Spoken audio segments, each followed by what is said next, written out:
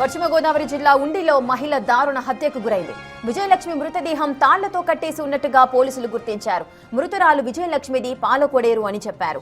అదేవిధంగా ఈ నెల 18న సుబ్బారావు అనుమానాస్పద స్థితిలో మృతి చెందాడు. అయితే మృతి చెందిన సుబ్బారావు దగ్గర 3 సెల్ ఫోన్లను స్వాధీనం చేసుకోగా అందులో ఒకటి విజయలక్ష్మిదిగా పోలీసులు గుర్తించారు. అంతేకాదు సుబ్బారావు వద్దనే విజయలక్ష్మి ఇంటి తాళం కూడా గుర్తించారు. వీరిద్దరి మధ్య వివాహేతర సంబంధం ఉందని డీఎస్పీ రఘువీర్ విష్ణు వెల్లడించారు. ఇప్పుడు సుబ్బారావుది హత్య లేక ఆత్మహత్యన అనే కోణంలో పోలీసులు దర్యాప్తు చేపట్టారు. ఘటనా స్థలాన్ని పరిశీలించిన భీమవరం డీఎస్పీ అన్ని కోణాల్లో విచారిస్తున్నట్టుగా చెప్పారు.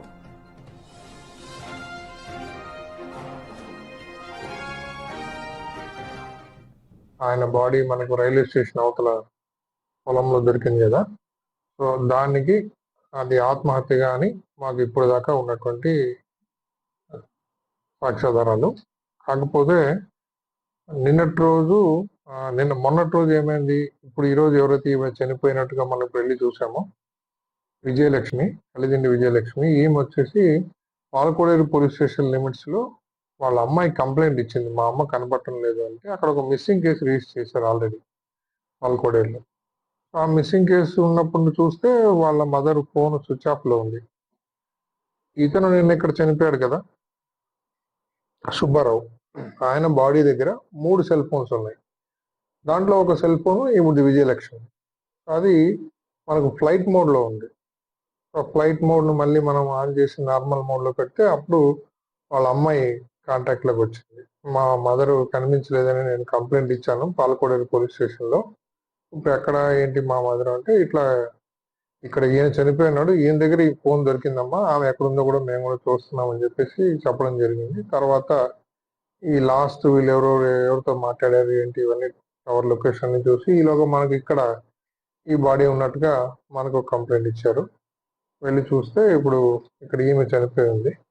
గతంలో మీరు చూసి ఉంటారు, ఇక్కడ ఈ జిల్లాలో 15/7/2025 ఇక్కడ వీళ్ళిద్దరి మధ్యన అక్రమ సంబంధం ఉంది అని చెప్పేసి ఇప్పుడు డిసీజ్డ్ రామకృష్ణ సుబ్బారావు ఎవరైతే ఉన్నారో సుబ్బారావు వైఫ్ వీళ్ళిద్దరిని రెడ్ హ్యాండ్ గా పట్టుకోవడము. అప్పట్లో మీకు జిల్లాలో మీరు ఒక పెద్ద న్యూస్ వచ్చింది కదా, వీళ్ళిద్దరిని ఏదో కట్టేసి కొట్టి ఏదో చేశారు. అప్పుడు కేసు రిజిస్టర్ చేశారు గతంలో.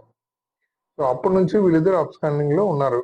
వీడు ఇంకా మళ్ళీ ఇంటికి వెళ్ళలేదు సుబ్బారావు అనేటోడు, ఫ్యామిలీని వదిలేసి ఇంకా ఈమెతోనే ఉంటున్నట్టుగా సమాచారం. ఈమె కూడా ఇంకా అక్కడ వదిలేసి అప్పట్లో ఏదో అత్తిలి దగ్గర ఉండేవాళ్ళు, ఇప్పుడు అక్కడ నుంచి ఇక్కడ చేరినట్టుగా. లాస్ట్ వాళ్ళ అమ్మాయి మాట్లాడినప్పుడు నేను చర్చికి వెళ్తున్నానని చెప్పేసి చెప్పింది ఈవిడ. మా అమ్మ చర్చికి వెళ్తుంది కదా అని అనుకుంది. తీరా చూస్తే ఇక్కడ ఆమె బాడీ లాగా దొరికింది.